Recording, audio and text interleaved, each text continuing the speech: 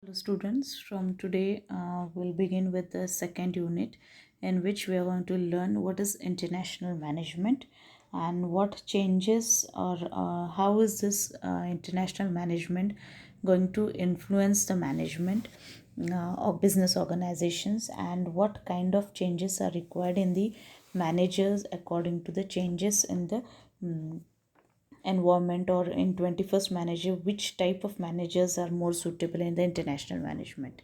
Okay, so we'll begin with unit second, mm, which is international management. So the first part which we are going to learn is management in 21st century.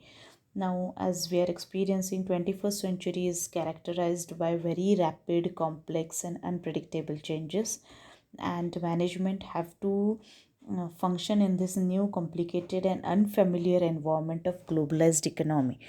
So not only you have to recognize the change, but management has to respond to that change very positively.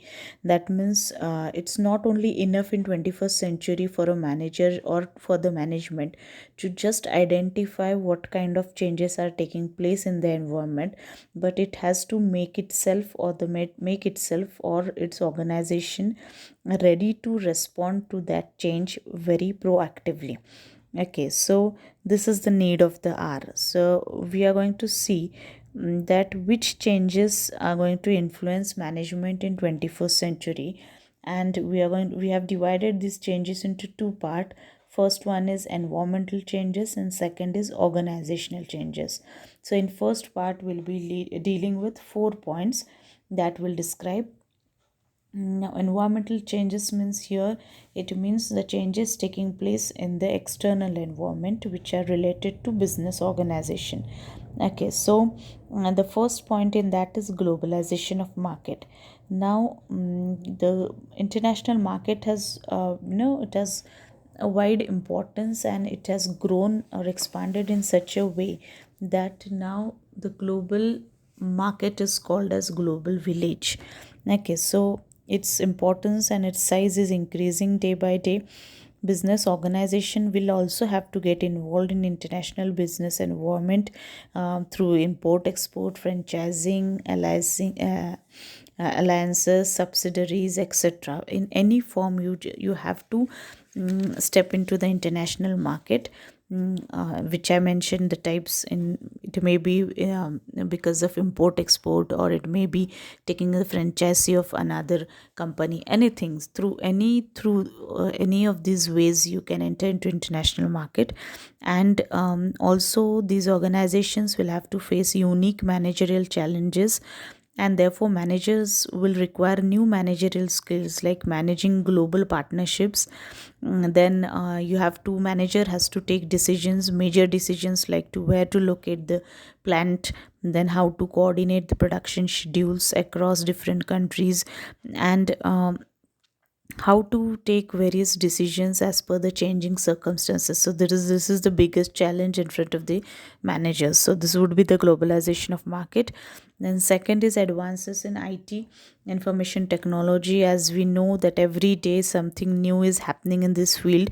It's a very sophisticated field where which will be increasingly available. And already the entire operating process is being automated with internet, and we have been connected through e-commerce, mobile computing, etc. But this is again going to increase day by day. New technology is going to enter the market every day, and the entire decision support system will be based on information network. And therefore, some accounting practices, everything is going to be automated. And therefore, uh, you know uh, important knowledge workers in organization would be experts in IT. Okay, so this is the major change which will be taking place, where management has to be ready to accept the new technology, learn it, how to handle it, and be ready to accept whatever in form of new technology come into the market.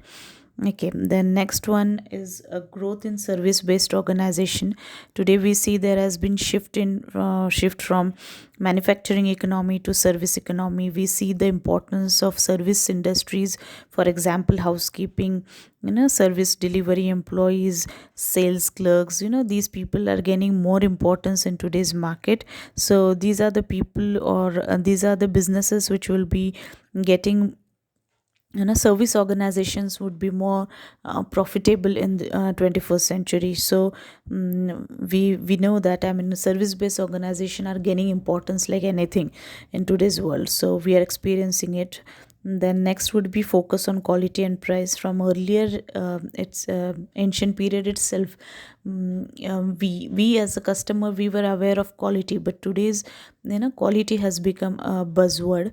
It's not only sufficient to, management no longer can win the hearts of customers with lowest price or highest quality, but you must have both the things. That means your price of your product should be the lowest one, at the same time your quality of your product should be the highest one, premium one, isn't it? So this way you'll have to maintain the balance. You have to focus your attention only on quality and price. Other things are of course important, before sales, after sales service, of course they are of utmost important, but your quality of your product plays very important role, because that's the buzzword in the market. Okay, so these are the things which are required in environmental changes. And these are the points included. Now we are going to see which are the organizational changes which will be taking place. So changing CEO and managers. So 21st century management will require a special kind of leadership. A changing chief executive officer. What kind of officer is required? A person who is not afraid of change, should be participative, must be prepared to give up hierarchy in the organizational structure, and he must have the ability to nurture the team oriented culture in organization. He must have the ability to bring people together, form a team, and work together wholeheartedly to achieve the organizational objective. That kind of a, person is required. Then the managers of future must be better and brighter, and have more energy and insight than the managers of past. So today's managers should be more brighter and better. Then they should be able to identify and understand key variables such as production technology, organizational culture, international culture, because they are going to spend a lot of time over there, because you are going to step your domestic business into international business. So you must have knowledge about the various cultures of various countries also. Then the second important change is self-managed teams. So it is also called as SMT. So some middle level managers will be replaced by SMTs. Now what is SMT? SMT, the name itself signifies that they are self-managed teams. They're not controlled by anybody. Nobody monitors their performance, but these people are self-disciplined and self-managed. These are the group of employees who work together towards the development of strategy for their work unit for achieving goals. They themselves are working very hard for achieving their goals, and they prepare their own strategies. They are not controlled by anybody. And this new breed of middle managers may be called as coach, facilitators, sponsors, team leader. So they are not supervised by anybody. You can call them as they're self-disciplined, self-responsible, and self-managed. Okay, the next one is increasing diversity in the place of work. Of course, the world has come closer. We are going for global village. We are stepping out of our country's boundaries. We are entering into another country's boundaries. So in 21st century, the workforce is going to be heterogeneous in terms of race, nationality, religion, gender, languages, etc. So great diversity will come across in the international market, where all those all these things are going to pose challenges to achieve unity. So it may happen that a manager has to tackle a team member from different countries, from different culture, from different languages. So you have to bring together all these people, maintain unity in them. You have to come bring together them as a team, and see to it that you get work done from them, right? So group success will require mutual trust, involvement, emphasis on other strength. You should be good listener. So increasing diversity among employees have a positive effect of having genetic variety among the employees and management. So this is another change which you will be facing of diversified workforce. And last is new organizational model. So here the now organization has to structure has to be very flexible rather than keeping it rigid, because maintaining flexibility and responding quickly to the change would be absolute necessary in 21st century. But being flexible would become preferable to being big, and it may grow to focus on core activities and to outsource the non-core activities. So rather it's very necessary for you to make a very flexible organizational structure, so that it would be easy for you to adapt yourself with the changing environment. Okay, so that is again the need of the hour.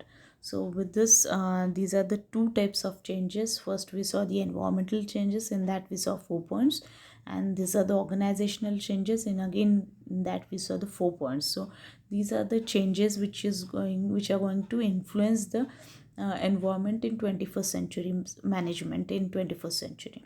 Okay, so with this we end with today's lecture. Thank you.